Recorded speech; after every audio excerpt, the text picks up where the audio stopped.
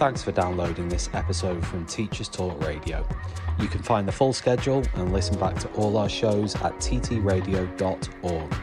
Enjoy the podcast. Good evening, EduFolk. How are we? Good evening, Hannah. Hello. Not your usual Brent and Adam. You've got Hannah and Lucy for one night only. What a treat, everybody. I know, this is so much fun. I mean, we can't have too much fun, though, because otherwise they'll get upset and, we'll end up with another show slot or maybe a future double act. Let's see how we do, but I'm sure we will be fine. We'll be fine. But much fun to be had this evening. We are going to be talking about the Olympics and the positive impact it has had and what lessons we can take into the classroom. But before we do all of that, should we do a bit of life admin first, Hannah? Should we do that one? Oh, yes. Okay. So just a reminder to you all that John Catt Educational are still our sponsor. It's lovely to have them. We still have a lovely discount via them, which is JCTTR2425. And that does give you a 20% discount, as you can see. Nope, pointing the wrong way. Still pointing the wrong way. I never get that right, but it doesn't matter. So if you're looking for some new books, maybe to start the year, maybe to dip your toe back into the CPD pond, then go and have a look. There are lots and lots of books. They're covering a whole variety of topics. So pop along and make use of that discount while we still have it. Welcome back, Hannah. So, shall we get well, actually, no, we have one more thing that we need to mention before we get stuck in this evening, which is it is A-level results day today, I believe, in the UK, is it not? It is indeed. And I'd like to give a big shout out to Fred, my nephew. He did very well. It wasn't quite what is expected, so he's being a bit harder on himself, but actually he's done amazing. And I think all these kids just need to take credit where credit is due and that realise that they have done amazing and it's just a stepping stone and on to the next thing. Oh, absolutely. I mean, I still, even though it was more than a decade and a half since I did mine, I still get that feeling every year, even on GCSE results day, which I know is next week. But yes, we just want to pass on from Teachers Talk Radio. Congratulations to you all. And as Hannah rightly says, this is only part and parcel of a much bigger picture that will develop across your life. So good stuff. Okay, any other life admin, or can we crack on with this evening's proceedings? I think we're there. So we are going to talk about the Olympics, but I thought we'd start with a bit of a fun game. So if you were in the Olympics, what would be your teacher Olympic sport? Teacher Olympic sport. So this is not real sport. No. What are you? Use your teacher Olympic. Like, what are you best at in the teaching world? Probably, and this is going to probably get me probably time filling. So, like, I've definitely had situations on many occasions where lessons have finished early or where things have gone south. My in-class games repertoire is pretty impressive, to the point where my teaching assistant this year said to me, I've never known a teacher that has so many kind of back pocket things that she can just throw on out there. So it would probably be that. It definitely wouldn't be bladder control. I have definitely asked a teaching assistant multiple times to hold a fort while I have ignored my own rule about trying to go during break and lunchtime and had to make a quick trip. So that would not be my winner. What about you, Hannah? What would be your Olympic teacher sport?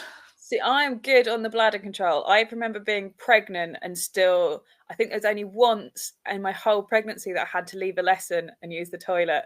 And that was my thing with the kids. They're like, if they say they need the toilet, I was like, I've got a bowling ball on my bladder and I can't go, so you can't go. And I don't think a kid ever asked me again after that. Oh wow! What a use of the pregnancy or pregnancy card, I should say. No, very good. You have to teach me your ways, because I have definitely not mastered that one. And also, I suppose it's trickier in primary school. You're an absolute monster if you don't let them go. Well, I wonder whether it's hereditary, because obviously my mum's a teacher and my son has inherited the teacher bladder. He goes in the morning and when he gets home from school, and then in the evening, that's it. So I feel like he's inherited the teacher bladder. He's a crazy little one. So who knows?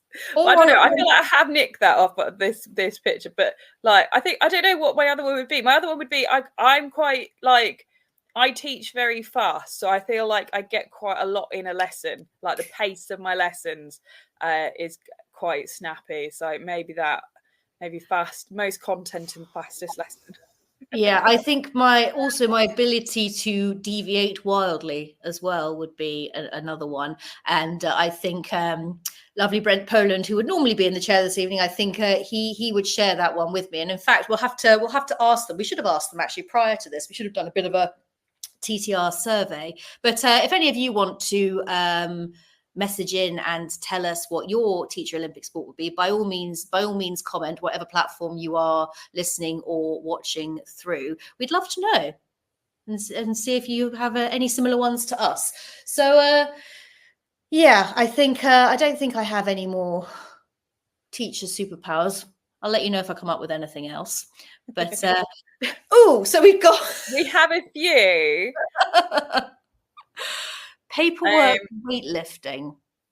I mean, I think a lot of schools are trying to go paperless now, aren't they? Yeah. I don't know how well that's working for them. Speed eating is definitely, chronic indigestion is definitely an ongoing affliction. I think probably actually like trying to get stuff the amount of work I can get done in a break is incredible. Again, I think I'm a procrastinator. There you go. PPA procrastinator. Yeah, so I can easily waste my PPA, but I will use a break time very skillfully. You mean you can pee and make tea? Oh, well, I don't pee. I've got the bladder of an ox, so I can use my breaks for other things.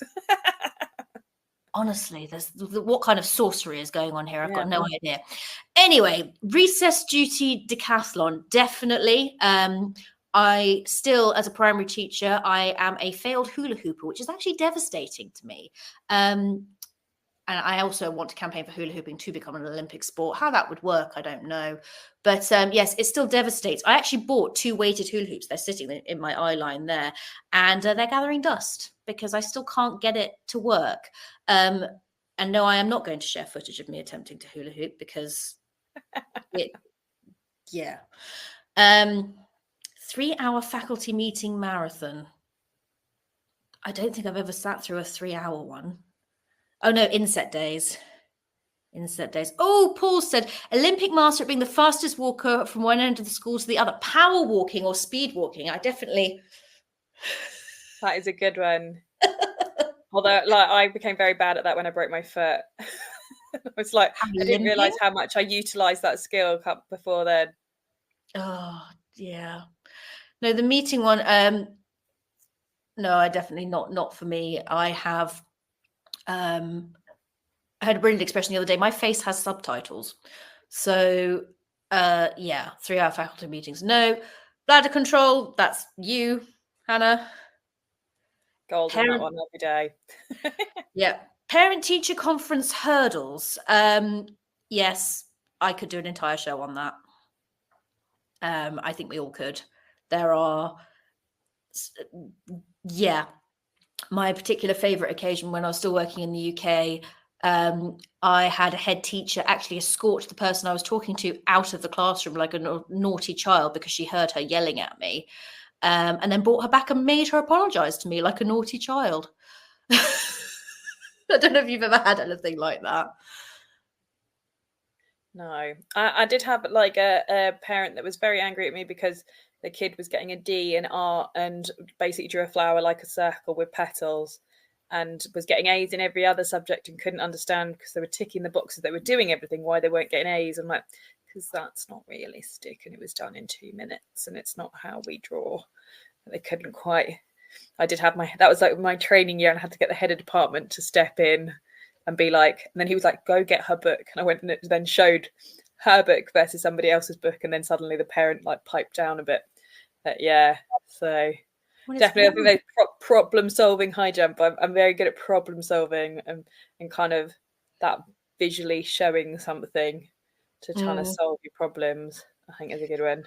Yeah, definitely. Or doing it via a game or certainly, I mean, I've done things like getting big chalks out, all kinds of things like that. Multitasking. What kind of multitasker are you? I became more of a multitasker. I think more so with COVID when I was teaching from the front. I can like get or certain schools. I was at a school where I'd get kind of 30 emails an hour. So if I didn't read my emails during the lesson, I would like, and at that school I worked 4 days a week at. So when I came back in on my Tuesday, I'd have like over 100 messages to read. And I'm like, that's like an hour of my day just to read, give 1 minute to every email that I got. So I was like, unless I read my emails during my lessons, I would end up really far behind. Granted, this was like a decade ago, but I was just like, so I became very skilled at multitasking and kind of doing emails whilst teaching my lessons, because otherwise it would be a nightmare. I'd be there for hours at the end of the day. Hang on, were these internal emails or were these from parents? These were internal. Were these people not teaching? I don't know what they were doing. Well, we had an extended day, so we were on a longer day, so people had more free periods. That was the kind of pretense of it. More PPA time, which was lovely. Like, I had a day where I only taught like 2 lessons and the rest of the day was all frees. It was quite nice. But yeah, the multitasking definitely came from that one. Oh yeah, I mean, I have to say the worst thing that actually the school I've just left introduced was Google Chat, because also because they're a bit more at ease with phones, at least in the international school I was in. You know, I actually took it all off my phone because it drove me nuts. Anyway, that's another story for another time. Field trip, field hockey. I mean, I love a field trip. I was going to say, you were very good on field trips. Yeah, I love a field trip. I have had many disasters, personal and child related, but I still enjoy a field trip. And yes, it is an absolute marathon, but yeah, I think that would be a good one. Ooh, Teachers on Fire saying these events are hilarious. I'd love to know which one speaks to you, so do let us know. They are quite funny. Teaching from the heart, sailing. We'd all take gold in that one. It'd be golds all round, wouldn't it? I'm getting Titanic vibes. Yeah. You can just hear the anthem in the background now, powering us through.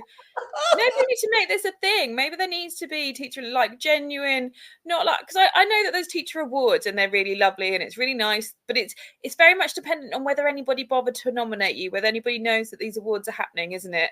Or unless your school is very, very visual and high profile, like, you don't really kind of, they're not going into every school and assessing and going, oh yeah, that person is the best person at primary school in the country, are they? It's who's nominated them, who knows to nominate people, as opposed to this, like, genuinely getting the people that graft, that work through their breaks and do the things or give up their time constantly for like amazing field trips. Like, do you know what I mean? They're the people that genuinely need a medal to kind of keep them going and find their purpose. Sure. And as much as I classify teaching as a team sport in many respects, you know, that you're only, you know, I mean, I do feel often you're only as good as the people around you, not in terms of kind of competing with how good a teachers you are, but in terms of coming together, in terms of curriculum, in terms of the school as a whole. But when you're in that classroom, often you're by yourself. With any luck, you might have a teaching assistant with you, but who's actually day to day kind of seeing really what goes on?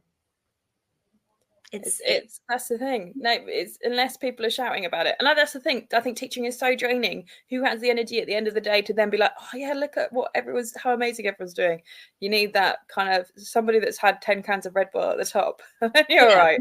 I don't know how people go home and look after families afterwards. I mean, I know many of you out there do, and I've often joked, and I say I joke, but I actually, you know, there have been days where I have gone home, sat down and catatonically stared at a wall for half an hour without even taking shoes or a coat off. So you know. Maybe there's a new award in that. I kept myself alive. Yay!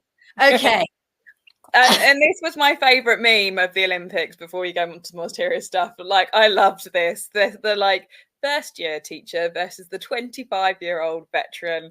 I feel I'm very much the Turkish guy when I walk into a room or somebody comes and observes me. I'm like, that is me. I'm like, don't talk to me like somebody trying to create a new scheme of work from scratch and like wanting to deliver it and not really having a clue, versus me. I'm like, no, I've worked 12 years on this scheme of work and it's absolutely flawless and it hits every criteria possible in the funnest, most engaging way. And I know I don't need to plan anything. Me and my friend joked, we were sat in the staff room once, and our planners is literally one word in each lesson, or one or two words. And like the maths department looked at us and went, how do you know what you're teaching? I'm like, well, I'm teaching that then. Like you can ask me any week, any year group of the year, and I will tell you exactly what they're teaching. They're like, what? I was like, so spring lesson 1, we are doing this.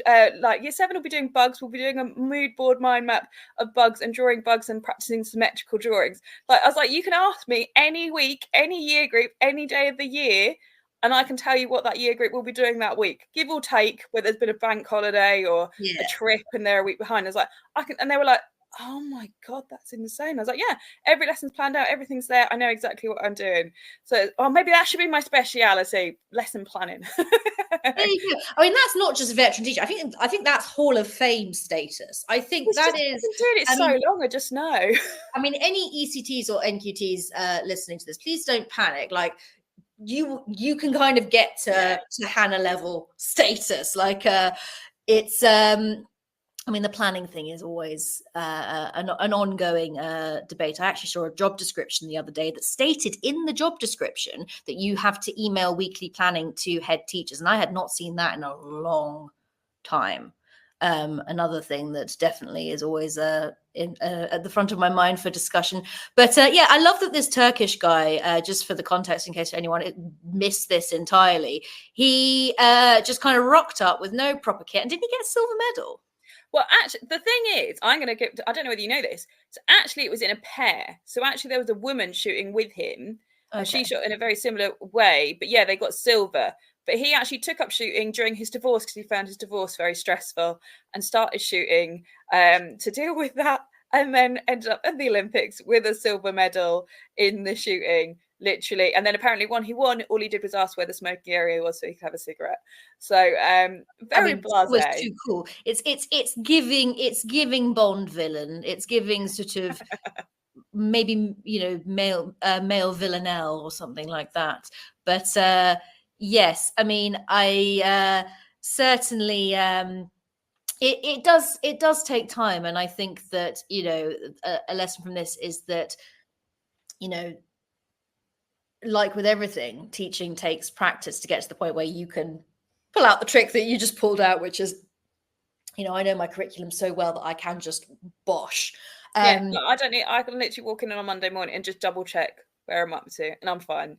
I don't have to. Obviously, there's like bits, and when I've changed subjects, I need to relearn a new curriculum for a new subject and what have you. And I always change and develop stuff when things happen in the news. You want to add it in and all that stuff.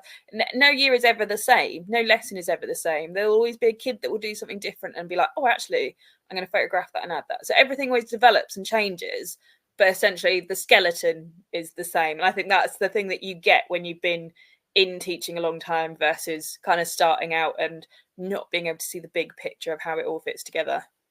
But also in terms of kids, I think, just kind of if we're taking the energy from this particular one, it's also sort of saying that, you can reach expert level mastery, whatever it wants. It doesn't necessarily need to look shiny and kind of superhero-y, and often it doesn't. Often, it's kind of the not all heroes wear capes kind of thing, isn't it? It's sort of, it's getting kids to understand that, it can be a bit of a journey, but, there will be a kind of, you will be able to kind of step up and take your shot. But there is stuff that goes on. Yeah, and you don't need all the gear to be able to do it. You can do just as well with a normal things. You don't need the shiny new expensive laptops or phones or apps. You can just do it with the basics and still achieve. I mean, imagine that, teaching the old-fashioned way. Are you mad? Chalkboard. Chalkboard, bring it back. Chalkboard versus the digital, isn't it? Oh God, could you imagine? Anyway, okay. Oh, I love this. from a photography teacher point of view, it had to go in.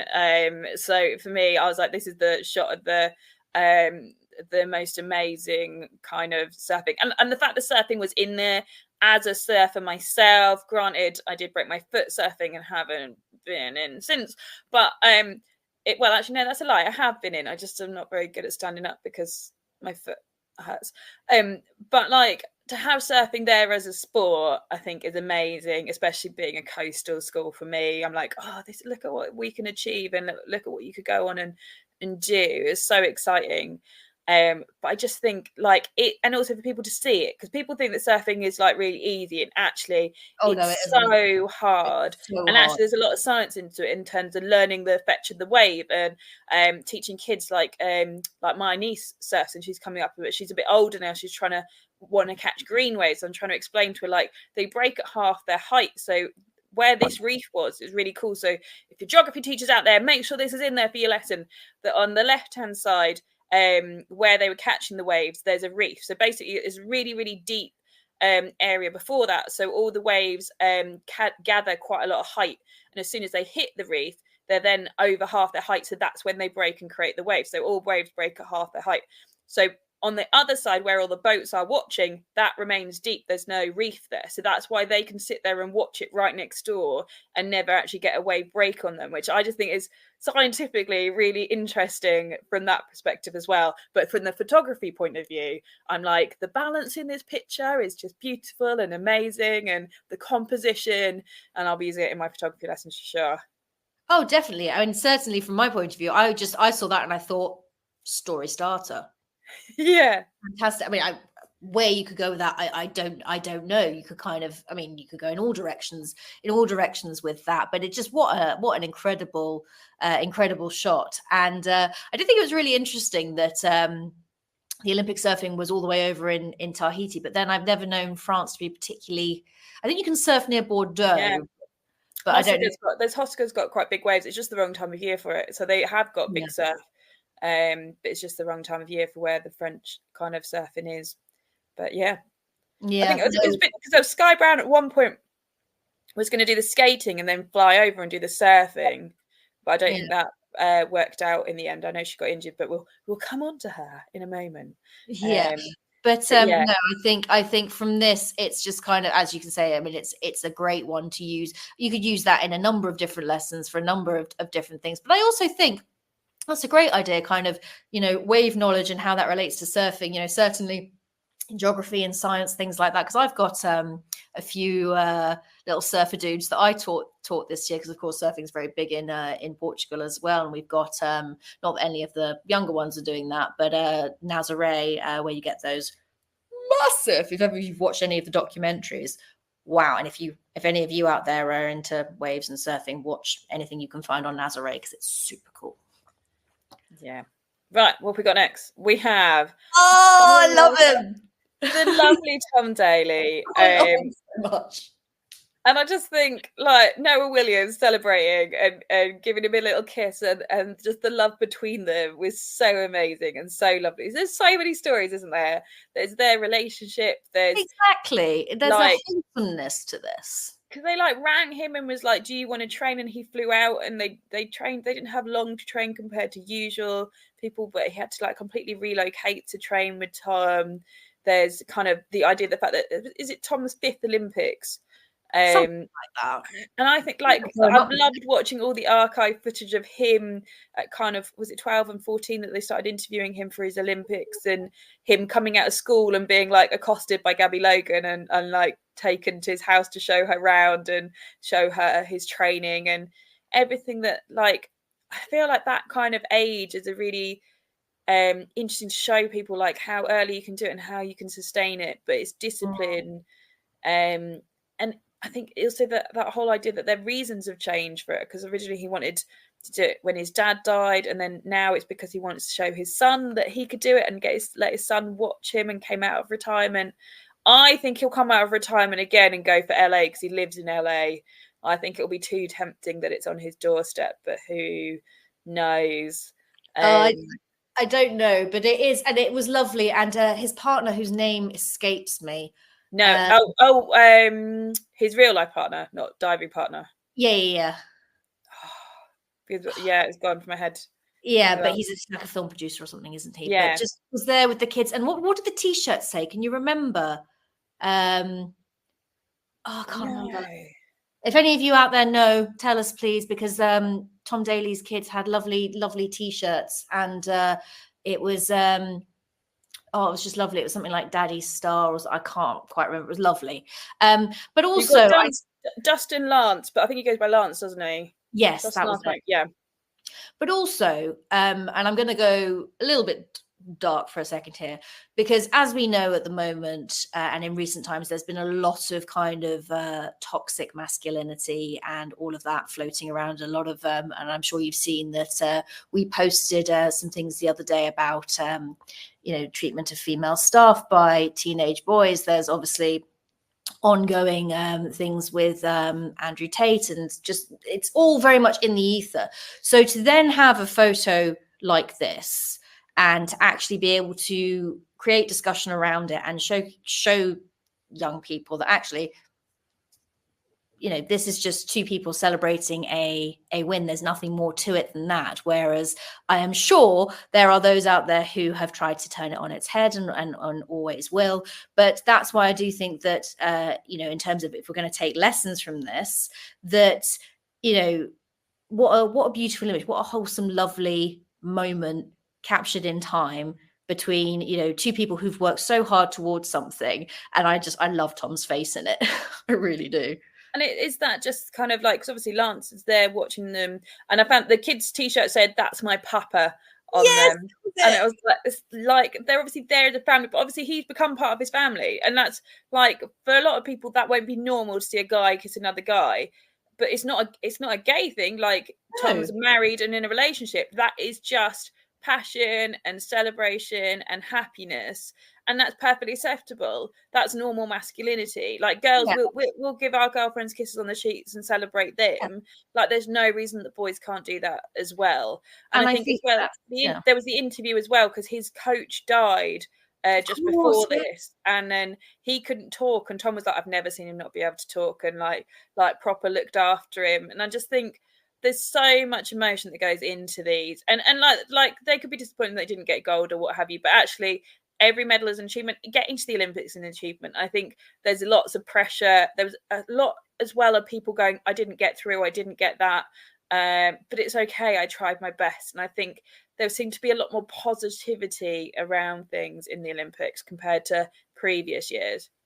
And just kind of a celebration of friendship, because of course with synchronized diving, you have to be in sync with that person next to you. It's not you for yourself on that moment. It's a double act, and it has to work, and you have to kind of get into the head of the person next to you, and you have to kind of be on the same page. And so the fact that they pulled off what they did makes it even more of an achievement, and it just shows that friendship does win. Right. Another one of people celebrating each other. Like, this is iconic. I know there's like drama with it now because I think one of them's lost their medal. Yeah, Jordan Chiles has and there's ongoing controversy surrounding that. But this it's a powerful girl power moment, and it's a mutual respect, isn't it? It's just because, again, there is still a lot about kind of women supporting other women tearing each other down, all kinds of nonsense all over the internet that you see on a daily basis, celebrities going at each other, blah blah blah. I don't even know. So for young girls, when you're wanting to kind of talk about sort of self-esteem, being there for one another, things like that, holding each other up, I think this is a very important moment. But it's raising each other up rather than slagging each other off or being disappointed and being upset with the other person for doing better than you and putting yourself down. This is just like, I think it just shows real kind of growth in the way that sport's going, but the way it goes in life, it should be more like this, that just being really proud of what you achieved and are proud of the other person as well. That's perfectly fine. You don't have to be disgruntled because you got beaten. You should just be really pleased with what you did. And I think that's the thing. It's like almost combating the opposite of the toxic Twitter, where everyone's quick to be negative and quick to put people down. But actually, like, raising each other up and standing on each other's shoulders to make ourselves higher is such a positive message of how to be a good sports person, how to show good sportsmanship. And this is what we should be seeing in sport. And across the board generally. And I think, shout out to Simone Biles, who I think has demonstrated, because she's received a lot of nonsense in the lead up to and during the Olympics. I mean, the amount of kind of sort of sewage coming down the pipe in her direction, and she's not the only one. This has happened to lots of athletes, and I just feel that she's handled it in a very graceful way. But also, I suppose there's lessons there in that, isn't there? In that, she is a public figure and she is a role model, and she, I think, is someone who does very clearly understand that and knows that whatever move, because I know she got into kind of a bit of a back and forth with was it an ex Team USA gymnast? Yeah. And even then, I did think that was going to kind of turn into more than it was. But even then, I think she managed to navigate it well enough to sort of say, look, I'm not doing this with you. She was like backing her team, wasn't she? Because there was basically the other person said that without Simone, the team's really rubbish. And basically she was like, they're not rubbish. They're not lazy. They're amazing. Look at them. Look at what we achieved. It's not me. It's all of us. And it was like really backing your teammates. And I think also Simone in herself, I can't remember whether I put her in here on her own as well or not, but the fact that at the last Olympics, she was getting the twists and actually went, no, I'm going to pull out. My mental health is more important. I'm not in the right place for this. And then to come back and dominate everything, it can really, I think she's just such an inspiration for kids to be like, okay, actually, I've put too much on myself. I'm okay to take a step back in order to go 2 steps forward. Like, it is such an important lesson. And I think there are people that are quick to go, oh, my mental health, I'm not going to do that. But actually, you have to go through it. You have to really struggle. You have to try. And then you know how to correct it to move forward. You can't just give up too early. She went and she really, really tried. But then she has kind of really taken that on board, looked after herself, put in and embedded really good habits to be able to come back even stronger.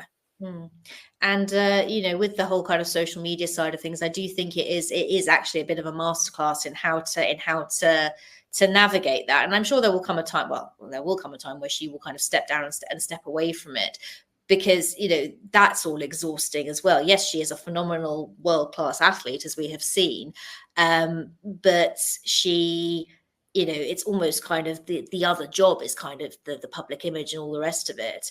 And I think it's, but also Rebecca, I never know how to, Andrade, I should know how to say that because it's a Brazilian name and I've lived here long enough.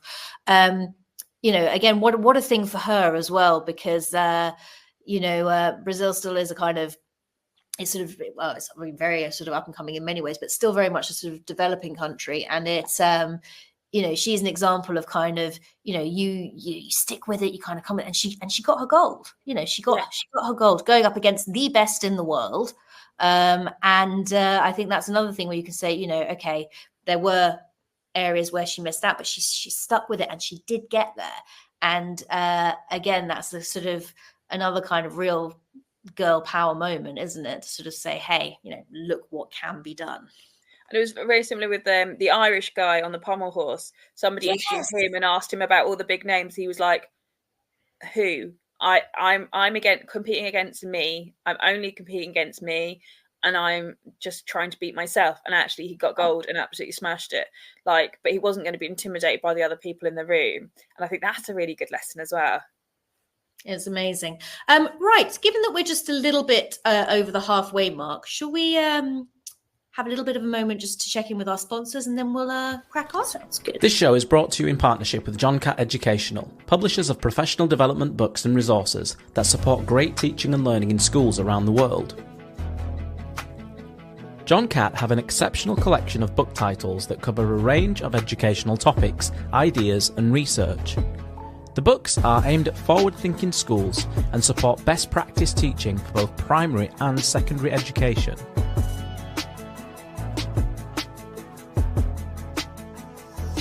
Level up your professional development today and visit johncattbookshop.com to explore the full range of titles. Use the code JCTTR2425 for 20% off your order.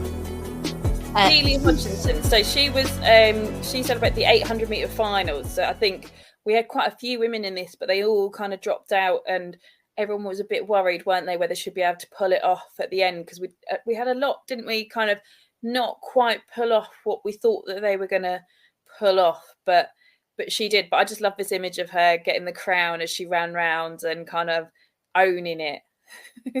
Also, 20 years after Dame Kelly Holmes did the same thing, and I don't know if you saw the footage where they met up and kind of were chatting about this whole thing, which I thought was a lovely vignette. It's a shame we actually haven't got a copy of it, but it is out there on YouTube, I'm sure. But again, to kind of almost sort of pass the baton, as it were. And it's another example of what can be done, really. And I think she mentioned as well that she put a lot of pressure on herself, and that she it took kind of everything in her power to get to where she got to. And again, it's another sort of shining example of what women and girls are capable of, and that we are, incredibly strong, and look where you can end up. And I think it's that thing as well as running your own race. Like we saw it, didn't we, with the British chap who kind of had that rivalry with the other guy that was they're blasting each other all over social media. And then the other guy went out really fast. So we had to try and keep up with him. And then they basically wore each other out. And then the American came through and won. He didn't run his own race because he's still really happy and he's still really great. And I thought it was really gracious in the fact that he's like, I'm still really happy with my silver. It's a step up from my bronze last time. Next time I'll get my gold. But actually they kind of got in each other's heads with their social media battle, and actually let somebody sneak up after doing all the hard work through the race. And I think it's really important, especially something like the 800. I think it is like the school thing, don't let people get into your head. Concentrate on, especially GCSEs, A-levels, concentrate on your own game, concentrate on what you're doing in terms of revision. Because quite often it can be my friend's not revising. I don't want to have FOMO. I need to go hang out with them. But actually it's like thinking about your own lessons, your own course, and kind of running your own race and making sure you're as ready and you know what you're capable of, and not getting drawn in by other people. Especially as well, and same as tits for tats and things like that at school, where you can get drawn in and then you end up getting in trouble because your friends got you there. Concentrate on your own race and don't get distracted by others. I think it's my long-winded. And it's a very difficult thing to practice. It's an easy thing to sort of say, particularly when we as teachers have already been there, done that, got the t-shirt, turned it inside out, worn it again, etc. And it's I do think that's a lovely message, Hannah. Yeah, it's kind of you're running your own race, whether and it is, and all these things are in their own ways marathons. Yes, your race at the end might be a sprint, but it is a long old way to get there. So, yeah, I wonder whether teachers will be brave enough for this one. I think it's quite an interesting conversation, because I feel like it's a really big one, because I put this one in because this is what kind of spurred it on as kind of I think again, misinformation by the media, because they kind of were like, oh, she's not a woman, like she's fighting women, but she's not a woman. And it's like, her passport says woman, her birth certificate says woman, her family is born a woman. You look at the childhood pictures, very much a woman. She just has a high level of testosterone and has slightly different genes, but that's could be down to polycystic ovaries and other conditions, which would affect her and make her life quite difficult. But they're using it as a weapon against her. And I think I love the comparison that a lot of people made with Michael Phelps, because he had a condition that meant he didn't get lactic acid buildup, which is why he was so good and why he could compete in so many races over such large distances. But nobody ever kicked off about that. But like everyone's kicking off. And also there's also a lesson in you kind of humility, because this lady who did this reaction initially was kind of said it wasn't, she just couldn't win. It wasn't, and then kind of came back and actually apologized and said, I didn't stop because I thought you were a man, and that's how it was portrayed in the media. I stopped because I couldn't win you. Like, I want you to go on and win, and I celebrate you, and you are a woman and you should be here. And I thought that was quite kind of nice that she kind of stood up and went, hang on, I was upset at the time, I said the wrong thing, this is what I think, she should be welcome. And I think everyone's entitled to change their mind, but I do think this is very much like a media misinformation of kind of what the facts really were. For sure. And also, as a result of that, what is interesting and what I do think is really important in this, just as a side note before we get into kind of the lessons aspect, the fact that people like J.K. Rowling and Elon Musk are being hauled up for their part in this. I mean, whether it actually comes to fruition or whether they actually, you know, have their days in court or whatever it is. I mean, I sincerely hope they do. Yeah. But I also think that is hugely important as a lesson in you cannot say, you know, you cannot be going around, particularly if you're a public figure, even if you're not a public figure, you've got to be damn sure what you are saying. And, you know, I know I've done a show before about falling into this trap as a teacher, and, you know, social media is an ongoing gauntlet that we're all kind of running and all part of. But the fact that two of the most notable figures that kind of are globally known are getting it wrong and being called out and getting it wrong, I do think is a huge thing. In terms of, do I think teachers will be brave enough to tackle this in school? I think many will want to, and I hope that they do find some way to address it. I think the difficulty, of course, is the nature of the topic itself. Is, you know, there are going to be parents and families, for whatever reason, feel that it is not appropriate to discuss this. But I think it's, you know, there are angles you can take that maybe are less controversial, which is is the misinformation and is the, you know, the idea that if you are going to be putting things out there, fact check yourself, because, you know, these things have a way of catching up with you. And, you know, I do believe, and without kind of getting too sort of feminist ranty about this, you know, now more than ever is the greatest time to be a woman. But this case and this story is living proof that we're not there yet. We're not like this. The fact that this was even a thing is so indicative of, you know, how women are perceived, and, you know, what's you know, what kind of, you know, what men can get away with, and versus, you know, what women are supposedly getting away with. And it's just, I think, you know, this will be an ongoing discussion, certainly within sport. And I think that, you know, it's still very important for, and we still have a lot more work to do in terms of getting young girls and women involved with sport. And stories like this, what I don't want to happen is for you know, young girls to see this and go, oh well, you know, I'm now not going to get involved in boxing or whatever it is, because, you know, I don't want to ever kind of go through what Imen Khalif has had to go through. It's one of those, isn't it? It's so sad, but also hopefully it can make people really think before they speak. Especially because I think the internet is one of those, you can't delete stuff. Everything will be there. It's there ingrained in your kind of social media DNA.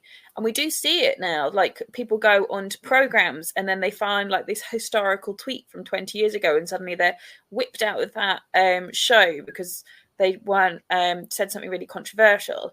And I think this is one of those. It's so easy to see something in the media, react instantly, write that sentence, and then it have quite a detrimental effect later on in life. And I think it's, like I said, it's fact checking, making sure you know it right. Because I honestly, reading all those headlines, I thought it was a trans person competing against the women. And in which case I can understand, depending on what point that they transitioned, they are going to have a muscular advantage. Their muscles are stronger, they do develop and recover at different rates, they're going to be punching with a higher force. I can imagine that'd be quite scary as a woman to have that coming at you. But that isn't what this was about. This isn't about that at all. She's always been a woman. She always has been. And it's just because she's got one gene deficiency that is different. Now, I know, for example, my niece has a gene deficiency, which is why her lungs are bad and has medical conditions that affect her lungs. But like that doesn't make her not a woman or not normal. She's absolutely normal.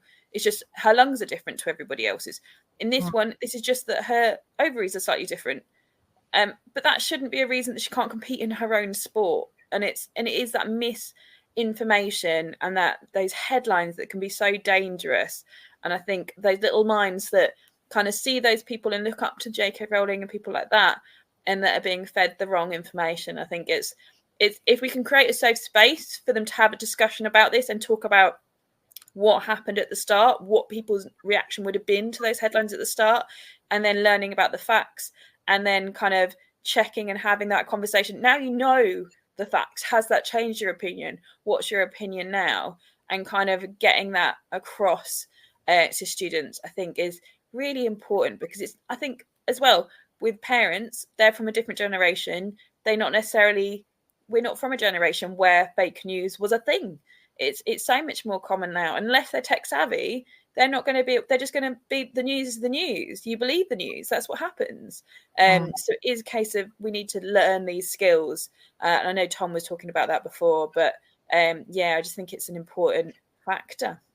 And we need to be young. And maybe controversially or not, but I don't feel primary school, or certainly the upper end of primary, is too young to be having these conversations. But I am that teacher that would stick my neck out. But unfortunately, a lot of the time I do get shut down, largely because I think head teachers, in their own way, are sort of trying to protect me from kind of a backlash. But at the same time, it's, you can only shield children and young people for so long. JBL, knowledge is power. If we're not talking about it, who is? Because it's not happening at home. JBL, who I know regularly pops up, certainly in weekly review as well, says, you are right to stress the fact checking, Hannah. Teachers cannot spread misinformation, and that's very important too. That we need to make sure that what we're talking about is fact checked and correct. Who's this? Alex Yee. Alex Yee, our lovely flag bearer, and I was like so glad he got to do that at the end. And I think this is I don't know whether anybody saw this, but when he ran past Wilde, there was a water stop, and he took a water and he passed it back to him. So his main competitor, they were like literally neck and neck, and he passed him a water. Like, I think somebody was joking, it was like, I couldn't even like breathe if I was running that fast, let alone pass my enemy like a water. And then when he overtook him right at the very last corner and won, then Wilde, when he finished, sat down with him and put his arm around him. And I just thought it was it makes my heart melt. I'm like, these are the humans we want to be raising. I want my child to be like that. I want them to be super competitive, super dedicated, but also have that really lovely positive mindset that they're caring and thinking about the people around them and are just supportive and celebratory of everybody. Yes, that person may have just beat you, but you put everything into it. They put even more into, like, how amazing are they? Like, we did it. We passed. We've got there. We've done it. It's just, we need lots of humans like that. I have no notes, Hannah. That was perfect. I have nothing to add really, because I agree wholeheartedly. Moving on. We've got quite a lot to run through in the next 10 minutes. We'll have to whiz through these ones, but we can run it for a little bit. I think this is like obviously, if this is quite a big thing, but again, I don't think kids necessarily know the history of North and South Korea, so this might be quite a nice one to kind of intro in history, to talking about it. The fact that they could, on the medal stand, take pictures and selfies with each other is just like moving everything really forward, isn't it? Yes. I mean, I confess, up until you shared this with me, I hadn't actually seen this. And it's it's a difficult one, because of course, we all sort of I mean, what we do know, or think we know, I suppose, about North Korea is, I mean, all my knowledge comes from various kind of sort of bleak documentaries that I've watched sort of across YouTube and things like that about sort of, you know, dictatorships and you know, a population that is malnourished, and that there's a lot of things going on, and quite a sort of militant schooling regime and things like that. But of course, they do and have been for a while sending athletes to the Olympics, and of course, you know, South Korea does too. And it is a beautiful moment, a kind of sort of unifying moment, and I think it shows that how powerful sport is, number one, and just you know, it's a lovely moment in time, and I hope that I mean, I know that image did go viral, and a lot of people did see it, and it's just another one of those heartwarming moments. Just show, you know, you can be friends. And it is sport okay. is an equalizer. Like there isn't great like, leveler. Yeah. I couldn't not put him in Andy Murray's farewell, but my God, how many times did they come back? Like I was on like just having heart palpitations thinking he was going to do it. But like that whole never give up, and just like the way he was celebrating those games as if he'd won Wimbledon again. Like it was just so lovely and so just heartwarming. And did you see his final tweet when he finished? Yeah, I never liked tennis anyway. And I think he got absolutely slated for that. I mean, I think I loved it. I loved it. I was like, you people are deeply humorless if you don't think that's funny. He's always been a bit kind of dry humor wise. You know, he's always been sort of, he's a man of few words anyway. And, you know, I thought it was hilarious. I thought, you know, good for you. I think that's quite funny. He's had a hell of a career, and I think he can retire with his head, if he does retire, which I think he actually will. Tom, a bit like you, Tom Daley, I think might scratch the itch one more time. I get the sense that Andy Murray is he's done. half metal now. He's basically turning into Iron Man. Yeah. But again, I think, you know, and I also think what he does next will be interesting. JBL's also said Andy's tweet made him laugh as well. So I'm glad that some of us saw the funny side to that. I think lots of people didn't realize he was in Dunblane, one of the Dunblane children with the massacre that was there. Yeah. And to go through that at a young age and then still have the discipline and the mental space to be able to compete to the level that he did for as long as he did, just shows, for me, there's the kids that flow through school having never experienced a negative day in their life and everything's jolly and happy. And to be honest, I was one of those kids until I hit 18, and then my parents split up and I was like, oh my God, my world has collapsed. And I didn't realize what trauma was until I got to that point. But there's some kids that have trauma really early and then really struggle and then think life is over because they think life is just going to always be that hard because that's what they've experienced at a really young age. And I think it's showing kids that you can succeed regardless of what you've been through. You can go through the most horrific thing and still succeed and being like one of the best in the world. And I think, like, for me, that's not talked about enough with Andy Murray and like what he's achieved despite all of that, and that what like kids can learn a lot from that. I also think he's living proof that being of few words, you know, he's almost kind of, you get the kind of the showy ones. And I know there's a lot of ego in tennis. It's not my sport, so I can't really name, but I know there are some big characters who've kind of been badly behaved or kind of, you know, a lot of swearing and jumping up and down. You know, you've had kind of people like John McEnroe in the past who've kind of almost sort of turned it into, made themselves look a bit silly. Whereas, and kind of almost, you know, it's almost sort of about putting on a show as much as it's about sport. Whereas I feel like Andy Murray has always been very much, as you say, on his own journey. You know, as we've discussed before, kind of, he's almost sort of put the blinkers on and gone, you know, yes, I am a world-class athlete, but I don't need to kind of get involved in all the silly sauce. I'm just going to do me. And look how well it's turned out for him. Bryony Page! I mean, she's every 7-year-old's dream, isn't she? She's a dinosaur doctor. Somebody said it. Paleontologist. And trampolining Olympic gold medalist. Like, she's don't tell your kids that their dreams aren't realistic, because I saw that somewhere. Definitely. But Women in also, she three. just going back for a second. Yeah. She also overcame, like, she took some time out because she had she basically, I can't quite remember what the illness is called, but basically she developed a fear of the trampoline, and her motor skills went. And she, I think it was definitely her, yeah. And so she had a fight back, and she, a bit in a sort of similar vein to Simone, she kind of went away and was like, okay, I want to do this. I need to figure out a way to get past this. And, you know, living proof again that, you know, an inspirational story in that, you know, you will have setbacks, and setbacks are a natural part of life, but you want something badly enough, and, you know, you can make that happen. And, you know, everyone loves a comeback kid. Sorry, moving on. We've got boxer Cindy Winner. So obviously she was the first medal for the refugee team. Was it? I think I've got her later on as well. I think I've doubled up. But she won the medal, but she's been living in the UK since she was like 11, but hasn't got citizenship.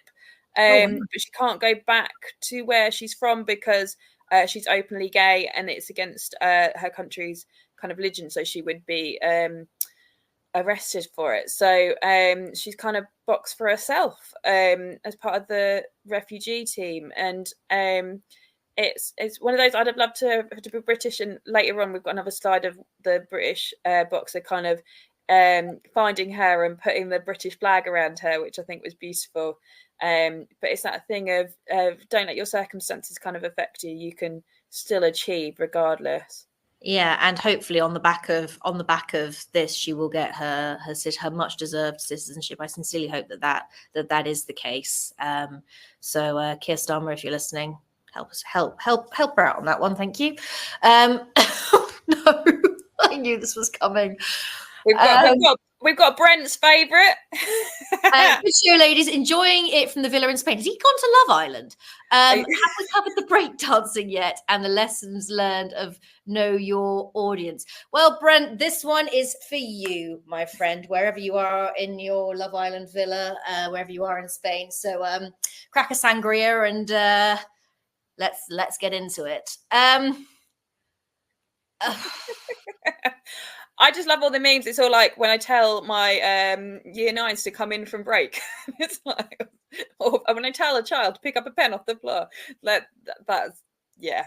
Or how I, you know, when I ask my one of my kids to go and put something in the bin, they kind of parkour their way across the classroom rather than, I mean, in a way. I'm going to skip it. I'm going to go. I put it in there because I'm just good. No, but just quick, in a way, it's again, I suppose, proof that, you know, I don't think the moral of Ray Gun is particularly good, because there were a lot of kind of backdoor entries into that. So I don't actually want to give that too much airtime. No, let's move on. Not one, but two proposals made. So it's French steeplechase athlete, and it was she won, and then she went and proposed to her well, I suppose now fiance, and told myself that if I ran under 9 minutes, knowing that the 9 is my lucky number, that we've been together for 9 years, that I would propose. Oh, so, and it's just like, I just like the idea that she was breaking it. I feel like there was like, it was one of the first Olympics, wasn't it, where the participation of women was 50-50, 50% women and 50% men. it was. So yeah. like, I love the idea that a woman went and proposed in the Olympics, because there was lots of criticism as a man doing it, of like ruining the girls' like kind of moment by proposing and making it about him. And then there was a lot of criticism, to be fair, of her, of like stripping him of his masculinity and things. But actually, it's like, if you love somebody, you love somebody. Like, it doesn't matter. You know, we and we've sort of, you know, we haven't kind of feminist ranted too hard on this, but, you know, again, this is kind of the girl power, kind of reclaiming things. You know, we're in the 21st century. This is 2024. Like, people need to chill out, get a grip. Come on, like, if you're getting wound up about a proposal, then go touch grass. Moving on. Skateboarder. I loved her, but the skating in general, because there was like all these little teenagers and then a 51-year-old man. Any other world, that would be kind of weird, but like, it just, I love the fact that was the British team, and he had a whale of a time skating at his ripe old age, and the fact that you could be 51 and still going to your Olympics is amazing. But but also like, what is Sky Brown doing? She's 16. She had, was it ankle surgery not long before, which I think is why she pulled out the surfing and just concentrated on the skating. But then she popped out and dislocated her shoulder in training beforehand. But was still able to skate to get was it the bronze she got, which was insane. But the person that won, I watched this, I was very into it. The girl who won, was she just 13? Or no, that was when she was no, the girl who won was 14. Yeah, her skate was insane. I love the fact she was in like her pink helmet and her pink knee pads, but she was doing flips and stuff. And then I also love the fact that she was like, I wanted a dog or a cat, but my parents won't let me have that because we travel a lot with my skating, but they've said I can have a duck. And I had a pet duck as a child, and they are the best pets in the world, and like it made me fall in love with her even more. But I was just all over the skating. But mainly, like, there was a American girl that was slightly older. I think she was 20. She was in the lead at one point.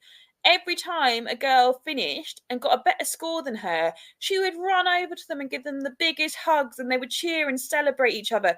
Even when she got knocked out of the medals, she was still running up to that girl. They were all celebrating each other. Like, it was so positive to watch. So although Sky Brown's story is amazing to watch, I would kind of I would find the clips of the bits where they got the scores or where they finished, because for them to be so, like, I've never seen sportsmanship like it. And I'm excited that like these 14, 16-year-old, 20-year-olds, these really young women are competing against each other, and that's how they celebrate each other's rounds and how they celebrate beating each other, because they're like, that was awesome, you did amazing, that was incredible. Like, really lifting each other up. That's kind of what we need to be doing as women, rather than pulling each other down. I know, and I think girls' self-esteem is so important, and actually it's a thing that I'm kind of sort of thinking of working on a bit more, and kind of I do think needs to be a far greater part of the curriculum, again from very young. I'm not saying that young boys and their self-esteem isn't important, that's its own issue and definitely needs dealing with too, but certainly, you know, the fact that these girls and young women are demonstrating, as you say, in such a beautiful way, that actually you can compete at top level, but you can still, a bit like with Alex Yee and I can't remember the other guy's name, New Zealander, just you can be top of your game, and that's fine, but you can also spare a thought, for those around you. You can also kind of, you don't have to be one-dimensional. There's no need to be one-dimensional. You can be lovely to those around them. Oh yeah. This one almost made me cry. It's about the girl who wrote in her diary when she was 14 that she wanted to go to the Olympics and, if possible, win a gold for Great Britain, and tore it out and threw it in the bin. But her dad found it and kept it, and her dad was dying of cancer and gave her back the note and said to go follow your dreams.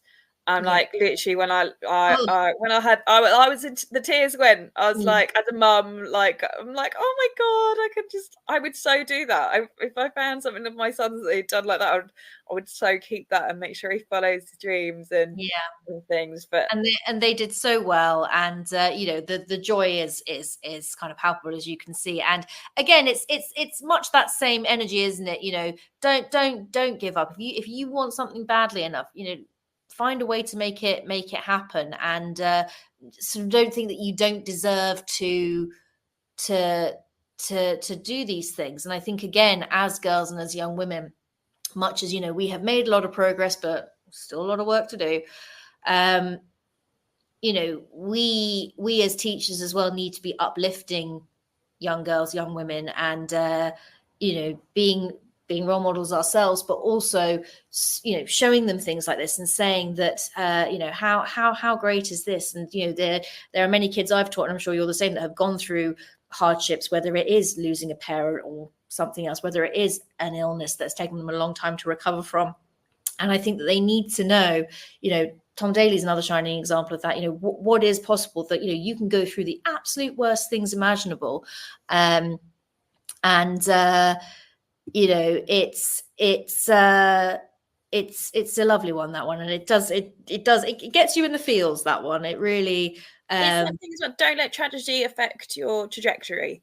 Like, lovely. Make sure that because I've got a kid that unfortunately had a death at the end of last year, and it floored all of us because we knew the person, and it's just like, it's knowing that your life doesn't finish because somebody else that you're close to dies.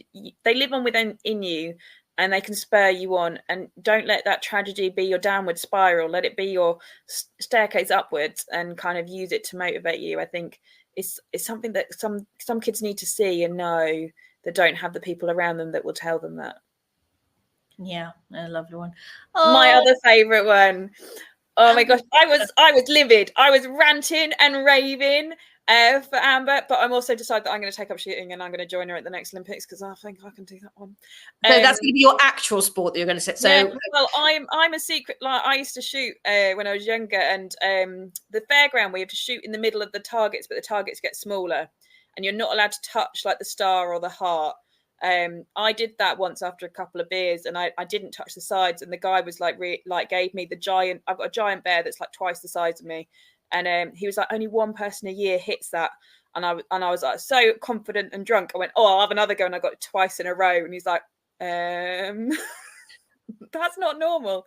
So I've been harboring it for a long time. Do. Every time I sort of chat to you, or I do a show, or I kind of, I'm an admin for one of your shows or something like that, I feel like I learn something new about you. That's just I really should be a spy, basically. I'm a good shot. I can work sleep deprived. I don't need to wee. Like, I'm good with a scuba tank going under. I could be the next James Bond, basically. Just stop your search. Just come this way. It's about time it's a woman. There we go. There's a woman around. I mean, are you undercover? Is there something I don't know? I'm just undercover in schools, trying to find out what's going on to sort it all out. I think, I do think she was probably cheated, but that's a whole other story. But I also think that, again, there's still, much as I like to think in many ways, we have moved on. The idea that, can you balance motherhood and do this, and this is the first Olympics. They had like a creche. They had somewhere that parents with competing athletes could have their babies, and they could go and breastfeed and have their children with them. Which I can't get over the fact that it's taken 2024 for that to be a thing. I didn't know that. That's ludicrous. Have a baby there at 3 months, after 3 months after having a baby and competing for getting silver, and should have had a shot at the gold. Let's face it. It's insane, but also kudos. You see you, Amber. Masculinity was her. She said, "No, bring the baby because it will distract me." And the husband snuck over to Paris with the baby without her knowing, and were hiding in the wings, waiting for her to finish before bringing the baby on. So some positive masculinity there as well. Of kudos. She was like, "I don't know how on earth he managed to do that and get over there with basically a newborn on his own without her finding out." It was very, very skillful. But this is also, there's still so much out there about, career women, or women kind of pursuing their own things, but mother, you can't have both. Well, yeah, you can. There are. Yeah. She missed out on the last Olympics because she tested positive for COVID the day before flying to Tokyo. So she didn't get a chance at the last one. So I'm just so happy for her. And I just think and it is that one of those that she didn't go, I'm pregnant, I'm not going to be able to train for this, I can't do this, I'm going to literally have 3 months to train and get back into this. Like, I'm just going to have to be a mum, and I'm going to have to give up my dream. She did it anyway. She did it not anyway, as well as you can be a great mum and you can be an Olympian. You can do both. Yeah, and I love that photo. It's just it's gorgeous. Okay, we whizzed through these ones. I think we're almost there. I can't pronounce. Two more. Stay with us, people. Siri. I can never say the name. But we Fred know. From First Date's daughter. I know she'll probably hate that, but Andrea, she obviously got she got the medal in the synchronized, but then she didn't get her medal in her individual. And I just thought her interview was so incredibly brave. So she was crying and trying to keep it together, but she was like, I'm still really proud of myself. I did really well. 3 years ago, I didn't want to be here, and now I'm here and I'm breathing and I did it. It's not what I wanted, but I'm still here and I'm alive. And I just thought that was so brave of a girl of her age to do that on like world telly after kind of losing, trying to keep herself together. And she's like, my family are here, they're supporting me. like I can do this, and I will survive this. And I just think that was beautiful, because I think there's so many young kids that feel like that don't speak about it, and don't they, like, we all feel like that at some point. We all go through that. It's normal. Having the anxiety, having the downs is a normal thing to go through for the majority of people. And you just need to talk about it. It'll only get worse because you don't talk about it. But talking about it with your family, being open with it, is such an important thing. It was a very human moment, and I think that, again, she showed herself in that moment to be a real role model, and say, you know, it didn't go my way, and that's crap, that's terrible, but, you know, I have so much other, you know, so many other things rather that I am grateful for, you know, just being here. And I think that was a lovely sentiment. And I think, again, you know, we as teachers sharing something like that and showing that and saying, you know, there's going to be so much in life that doesn't go your way. And that's not us trying to kind of be negative or anything like that. It's just, unfortunately, the way of the world. But also, part of growing up is learning how to handle that, learning how to, that you can't spit your dummy, throw your toys out the cot, you know, when stuff goes wrong. You might want to, and even we as adults, we you know, there are I mean, I have, you know, kind of many tantrums a day, you know, when I can't open my jar of gherkins. You know, imagine. But I think, yeah, she absolutely showed herself to be a real superstar in that moment. And, you know, I expect we will see a lot more of her. And what an inspirational young woman. And I sound incredibly old saying that. we'll run through these, because the pommel horse guy, I felt like he had to be in there, because, like, it's all about that being part of the team. You might not be the one, like, that everyone's talking about, that everyone's watching, but you'll have your moment and you'll come out and you'll succeed. He was only there for the pommel horse. He sat there and watched everybody else go round, and then he had his moment and helped them win gold. And it's just like, it's, yeah, everyone has their moment, I think. And he's just, you know, and again, he is, the fact that he is a little bit geeky, that he has to wear his glasses. I think, again, I can't remember the quite he has some kind of issue with his eyesight, or with one of his eyes in particular, I think. But I think, you know, to make kind of geek chic again is great, and to be, and also to show, you know, I might look a little bit geeky, but look at what I can do. So I think it's also, because there are a lot of you know, young boys at school who kind of feel like, oh, well, you know, I'm not the kind of sportiest person, or I'm not kind of this, or I'm not, you know, I am kind of a bit overshadowed by kind of the lads. But it just goes to show that you don't, again, a bit like Andy Murray, you don't have to be the loudest person in the room. You don't have to be kind of, you know, baby oiled up and all over Instagram. I don't know what I'm trying to say there, but you know, you can just be the guy that's like, hey, you know, I like the sport, I trained hard, you know, here I am. I don't need to shout about it. I am kind of, he was a bit of an unsung hero for me. And I think he has actually been on the talk shows in the US since then. And I think he's just a bit like a deer in headlights, being like, I don't really know why I'm here. I mean, this is great. Hey, I'm an Olympian, but so are a lot of other people. But it's also, I think, a great example again of not letting things go to your head, and kind of sort of saying that, you know, yeah, I did a great thing, but there's other great things to be done, and there's other great things that are happening around me. And it's, yeah, great. Love him. I did this one, Tom Piddock, because he got a puncture and had to swap his bike and was nowhere near the front, and came back and, like, I saw it through and got gold. But also one of those, like, he got booed by the others. So because obviously he was going against the French competitor and overtook him right at the last minute to get the gold, the French weren't happy about it. But actually, that doesn't take away from everything he did, and how to fight back from all that everybody had written him off, and to never give up. Just because something happens to you and it puts you back, don't give up. Just keep going, because you never know where you can end up. Because he also competed in the road race as well, I believe. Yeah. So multidiscipline.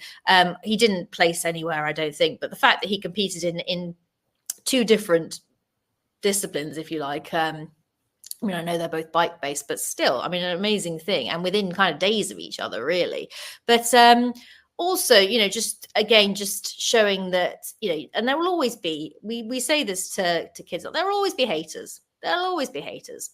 Whether it's just unfortunate that haters now kind of have many more platforms and things that they used to, and seem to be, be able to be much louder than they used to. But I think he is an exercise in, I did nothing wrong. Yes, I overtook, the guy on the home turf, but I did it fairly and squarely. I also did it having, had a bit of a shocking race kind of beforehand, with the puncture, as you say, and I'm living proof it can be done. So, and again afterwards, his interview, you could those boos were audible, like you could hear it as he crossed that finish line, and he didn't let it get to him. I mean, shame on that crowd, but because I mean, these people are a lot thicker skinned than I would ever be. I think I would have just cried. I'm an Adam Peaty fan because I'm a swimmer, so I think he'll be another one that'll secretly be back. I don't think he's done yet. Because I think to come second by 0.02 of a second and then find out actually you had COVID and you still got a silver medal in the Olympics by that close a mark, he'll be back, I think. He had a bit of and I don't want to sound sort of a bit mean, I think he had a bit of a knee-jerk dummy spitting moment and sort of said, right, I'm done. Sort of in the heat of the moment. I suspect you are right, but it's also showing example that emotions can, and it is all right to express emotion, and it is all right to kind of have a bit of a paddy and a bit of a meltdown, and a bit of, it happens to all of us, some of us daily. But I think that he has overcome adversity. Not great having COVID, but I mean, I think I suspect we will see. I mean, again, it's such a minor loss. I mean, we're talking parts of a second. Adam, but he celebrated that silver medal though. He was very proud of it.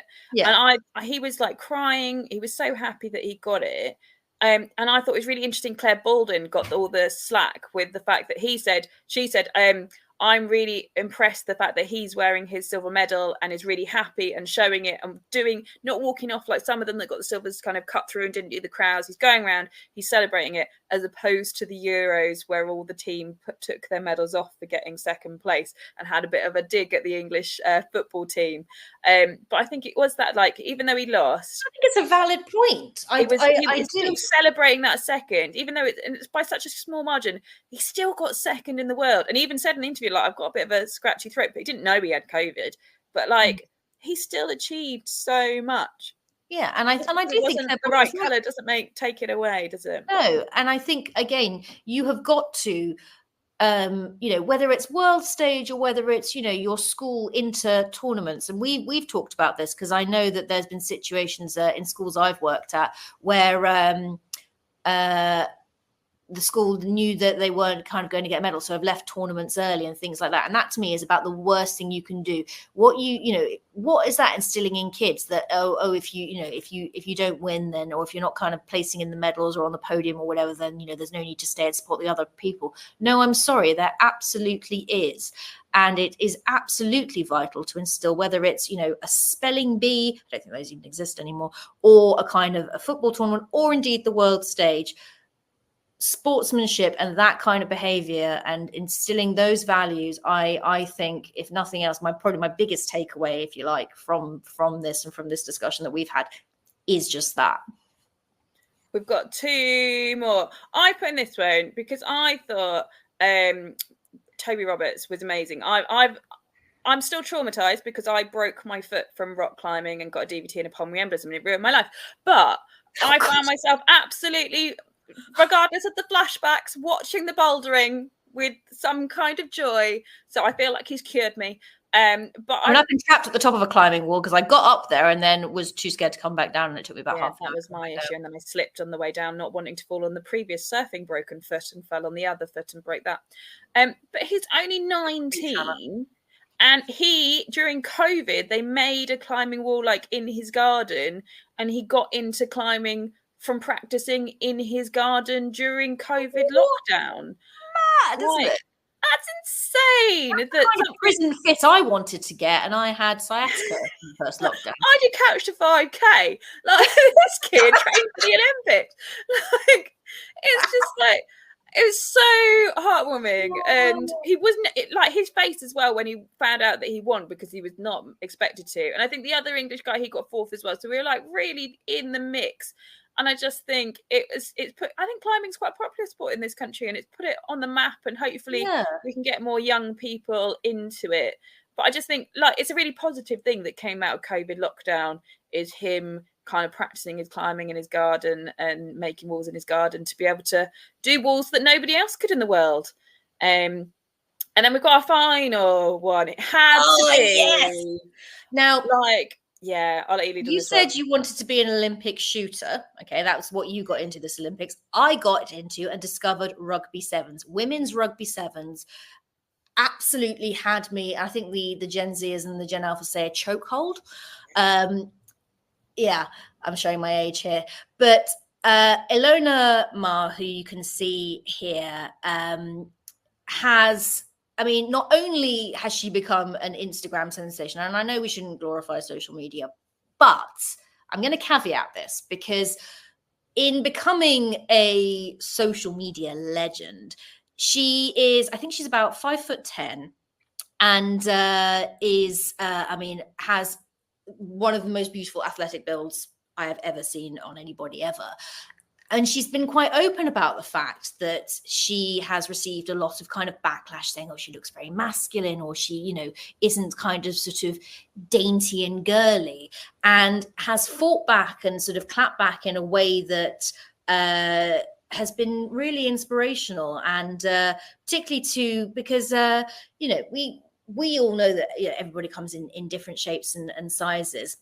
And she's also talked a lot about, you know, what she ate during the Olympics. There's one post where she talked about, you know, fuel up, we eat, you know, and she's like, there's some brilliant footage of her eating a massive croissant at one point. And I'm just like, this is healing content. Like it's certainly for, you know, for someone like me, you know, who has always kind of, you know, struggled with weight and struggled with food and things like that, to see someone so positively just putting it all out there, and in a sport that is brutal. I don't know if you watched any rugby sevens. Oh yes, well I'm from a rugby family because my nephews both play. But like, I just loved it. I loved it. It's that power and speed all in one. But I like it, like you said, just the message she was sending was on point. She never dropped the ball. Everything down to being like, I play in my lipstick because I want to be feminine and play. To that somebody was clapping back to her about her BMI, and she's like, well, actually, my BMI is more than that. But like, that's what I need. But can you do this and this? And are you an Olympian? No. So like, that BMI is absolutely fine for what I need it to be. And that is a healthy BMI, because this is what I can do in like videos of her running across the pitch. And it's like, I think it's an outdated system that of saying that like people are obese to weigh a certain amount, but without encountering their kind of muscle composition and their health and their lifestyle.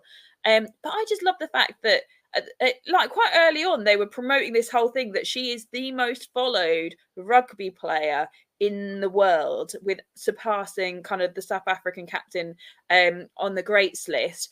But she even got to the point where she's now got more followers than the New Zealand rugby team, which are the greatest rugby team in the world, apparently. But like, she's just, and that was when they were saying at 1.7 million, she's now on 3.6 million followers. Yeah. But the whole message was there are so many different types and shapes of bodies of women and men that are all sportsmen, and they all play what they play, and that doesn't, their body shape does not take away from what they achieve, and that there's something for us all to see out there in every type. She is an ambassador, a rock star, and I hope I get to use her as an example, and I will continue following her because, I mean, her content is just joyous, and the fact that she and Tom Daley, and again, this is on her Instagram. You can see this. She and Tom Daley have become friends, and he sewed her a little knitted her, or crocheted. I'm not sure. Crochet. Sorry, Tom. Sir Tom. Is he Sir Tom? No, I don't know. He should be. I think I know he's had some kind of honor, but anyway, but the fact that they've met and become friends, that's a wholesome bit of content. So if you need cheering up, go and look and her she's up. so humble with it as well, because he gave her the medal pouch at the closing ceremony. He went and found her during the ceremony. Yeah, and then it was she her was on the birthday as well. Saturday night show, and like they asked to see her it medal, with and she got it her? out and was like, "Oh, it's still in the pouch that Tom Daly made me," and it's just like. It's just really wholesome content. I'd like almost, if I have a teenage girl, I'd be like, you need to follow her. You need to like actually, or even a teenage boy for that matter, go follow her and know what is positivity. Because like social media is a negative place to be, but if you follow the right people, it can have a really pick me up and a real like kind of make yourself feel valid and less alone, and I think that's important too. But we had to get there. She was the last one. We had to get her in. Yeah, and I hope that schools in the US, and I'm sure they will get her in. I'm sure she's going to be a busy woman. I think she's only about 25, maybe, I don't know, but she's and also she's done her or is doing her nursing degree as well. So she's again another proof that being multifaceted and achieving what she's achieving, representing in the way that she is. I'm just like, that to me, you want a role model, you want somebody to look up to. Like, forget this kind of all these sort of Love Islanders, these people dripping around on these various shows. This is the kind of, and I know I sound old and like a stuck record, but this is the kind of, these are the women that we need. And these are the women that we as teachers need to hold up and say, this is a role model. Yeah. Ta-da, here you go. This is how you use your platform for good. This is what those kind of people should be. If you get somehow magically gifted a platform, this is what you should be using it for. And that's why it's grown and why it's reached so many people. Is because it's really relevant and really wholesome and in the right direction and positive.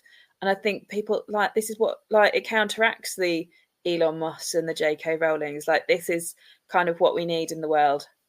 Absolutely. And what a delightful note to round out on. And I appreciate we have run over massively. And I am sure Tom Rogers is somewhere absolutely seething that we have run over by. We won't be allowed back again.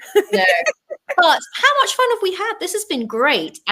So yes, we this is unfortunately a one-off, but you never know. We might be back again as a double act another time. I mean, I've loved it, Hannah. This has been an absolute treat to do this with you and to kind of go on this journey and think about all the positive impacts. I'm actually looking in front of me at my I have my not Olympic medals, but a couple of sort of running medals that I've hung up, and I'm like, yeah, none of those are Olympic medals, but it's still 2028 is our year. We're going for it. Oh, I've got to find. I'll be over there on the shooting. I've got to find. I've got to somehow get into a rugby sevens team. So. But that's the thing. Like, maybe we can even. I'm sure there's a way, because I know they share it with our special teacher ed networking sessions. Maybe we can get this PowerPoint put up somewhere, so if people want to nick it and not have to do the planning and use it for their lessons, they can do. I'm sure there's a good lesson in there somewhere. Absolutely. And also, even if they want to just use this and use our discussion with them, I mean, they might not want us prattling in the background, but I think we've had some good insights. I don't know. Some might agree, some might disagree. But thank you to those of you who have listened and watched this evening. A final reminder that our sponsor for this show has been John Catt Educational, and they still have a 20% discount code for you should you want to use it. It is JCTTR2425. So if you're looking for some reading material, something to get you back into the swing of school, because it's not long until things start up again, then do absolutely make use of that. And next week, the boys will be back. We've got Brent and Adam. They will be doing a special results day show. So they'll have all the GCSE results coming in, and obviously covering more of today's A-level antics as well. But in the meantime, have a lovely rest of the week. And there are various other brilliant shows coming up, including Weekly Review at the weekend, which, as always, will stream live on Sunday morning at 10 a.m. I'm not sure who's on the panel yet, but I'm sure whoever it is will give some good insights into the week's stories in education. But once again, Hannah, thanks so much. This has been an absolute joy, and we'll talk to you all soon. Good night. You've been listening to Teachers Talk Radio. Tune in live and listen back at ttradio.org. We look forward to hearing from you next time on Teachers Talk Radio.